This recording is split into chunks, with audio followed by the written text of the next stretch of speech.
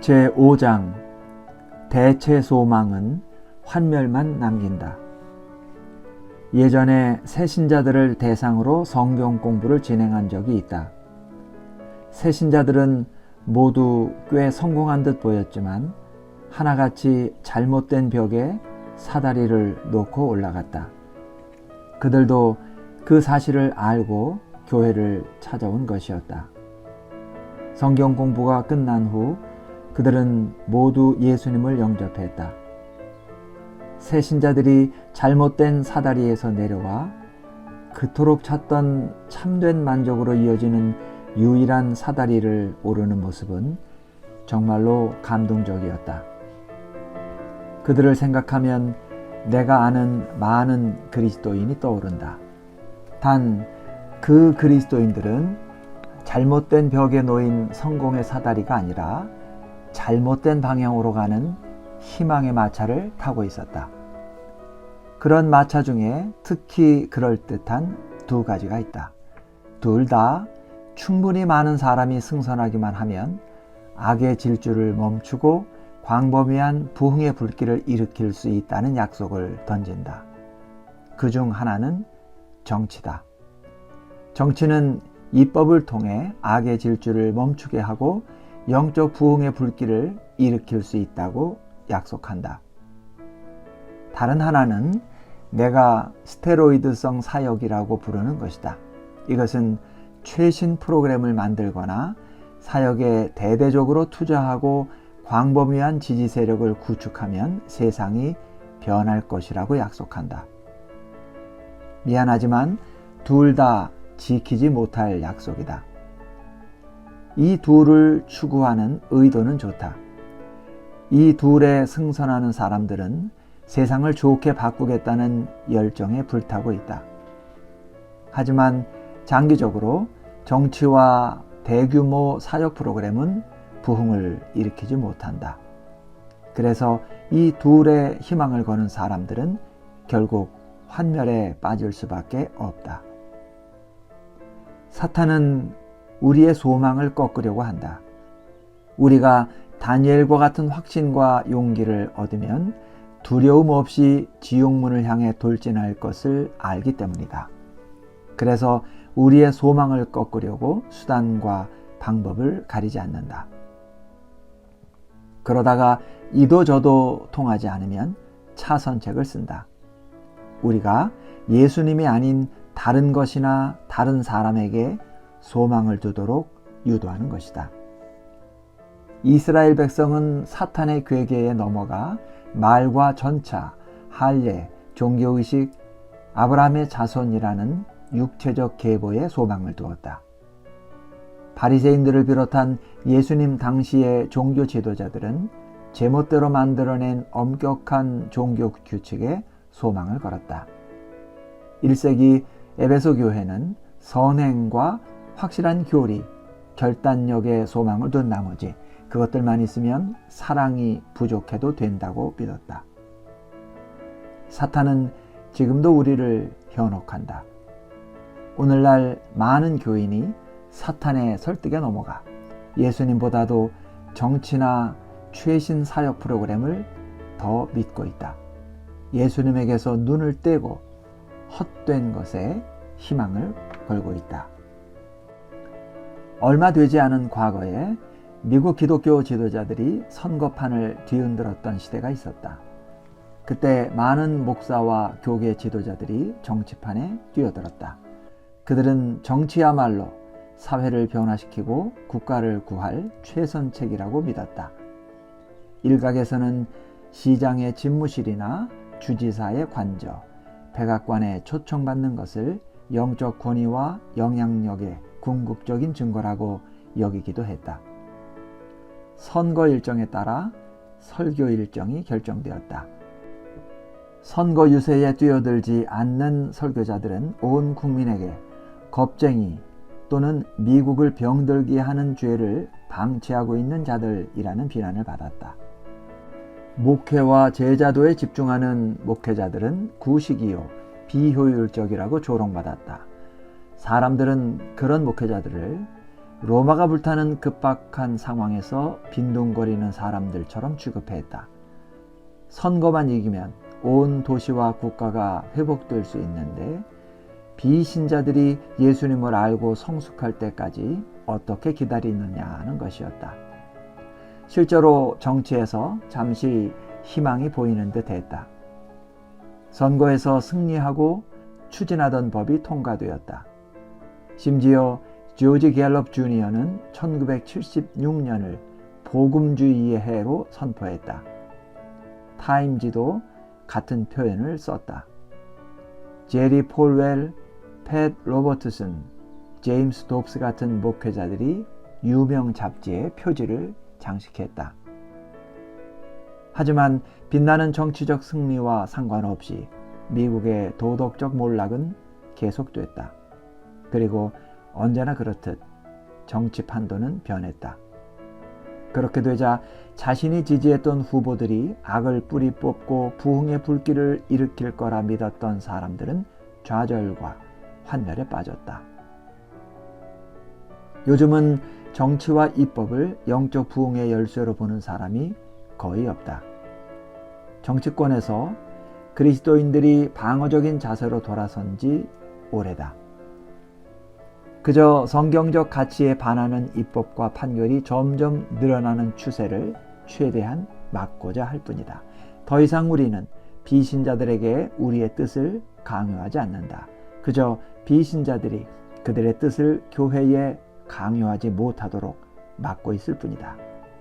이제 문화전쟁은 끝났다. 우리는 졌다. 그러나 이것이 실망의 이유는 될 수 있을지언정 절망의 이유는 되지 못한다. 예수님과 우리의 구원, 그분의 재림의 소망을 둔 사람에게는 괴로워할 이유보다 기뻐해야 할 이유가 훨씬 더 많다. 그분의 교회를 세우겠다는 예수님의 약속은 여전히 유효하다. 음부의 권세가 우리를 이기지 못한다는 약속도 마찬가지다. 하지만 먼저 우리 방식을 바꿔야 한다. 기본으로 돌아가야만 한다. 육신과 이 세상의 방식을 내려놓고 성령의 방식과 무기를 들어야 한다. 성령의 방식이란 무엇인가? 그것은 바로 기도와 순종하는 삶, 원수를 사랑하는 마음, 충성스러운 복음 선포다. 이것이 다니엘이 사용한 무기다. 다니엘은 믿음이 없고 사악한 왕의 통치 아래서 끊임없이 군사적, 정치적, 사법적 좌절을 경험했지만 이에 상관없이 하나님께 크게 영광 돌리며 살았다. 사도행전에 나오는 초대교회들도 마찬가지였다. 그러니 우리도 얼마든지 그렇게 할 수 있다. 하지만 오해하지는 말기를 바란다. 정치가 중요하지 않다는 말은 전혀 아니다. 교회가 정치에서 완전히 손을 떼어야 한다는 말이 아니다. 우리는 민주주의 사회에서 살고 있다.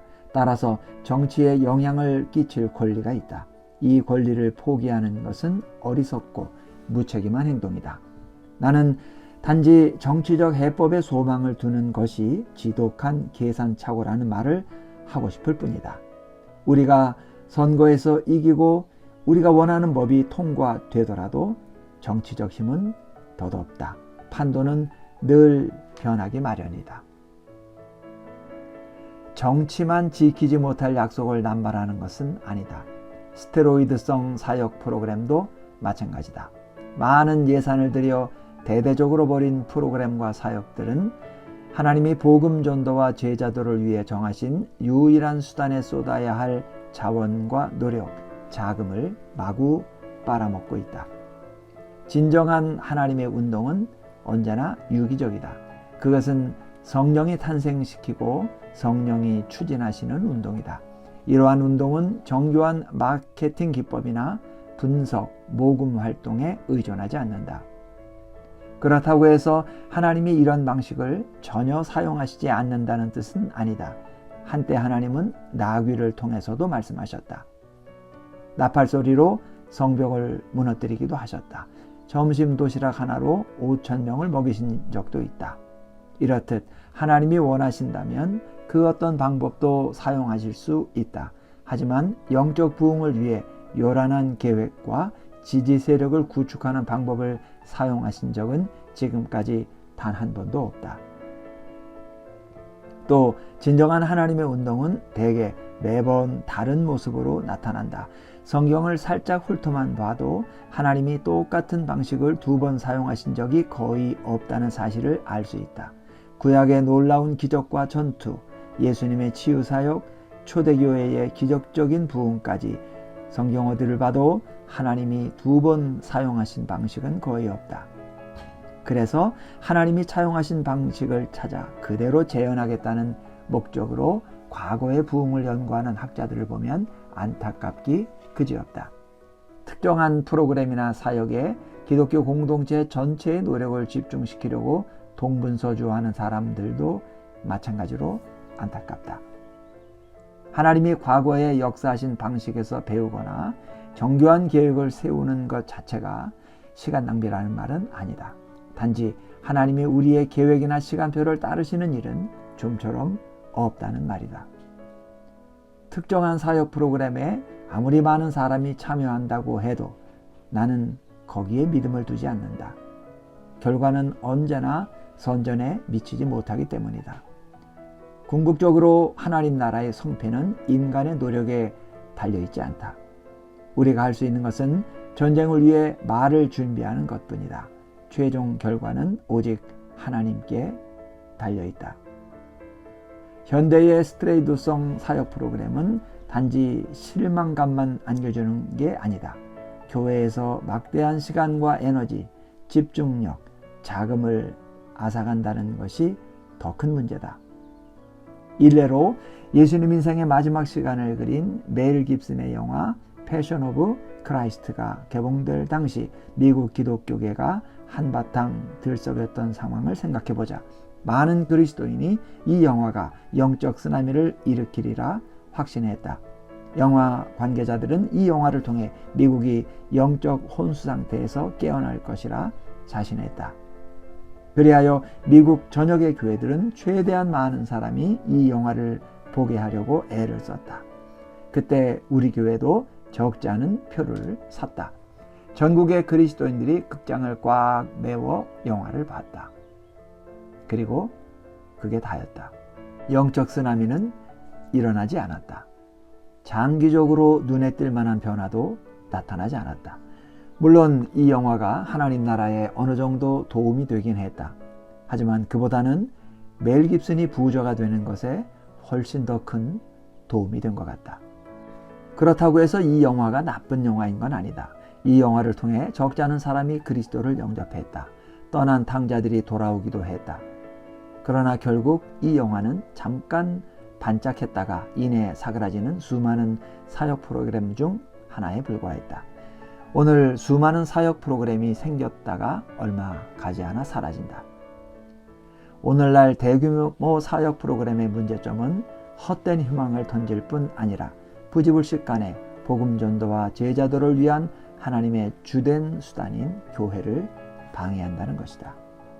솔직히 말해 대규모 사역 프로그램은 대부분 교회와 상관없이 운영된다. 이런 프로그램은 겉으로는 교회의 연장선을 표방하지만 실제로는 지지 세력 구축과 자금 모금에만 열을 올리는 것이 사실이다. 정직하게 살펴보면 지금 교회의 모습이 그리 사랑스럽지 않기는 하다. 사랑스럽기는커녕 문제투성이다. 교회는 걸핏하면 하나님이 주신 사명보다 전통을 더 소중히 여겼다. 툭하면 삼천포로 빠졌고 하나님의 이름에 먹칠하는 짓을 수없이 저질렀다.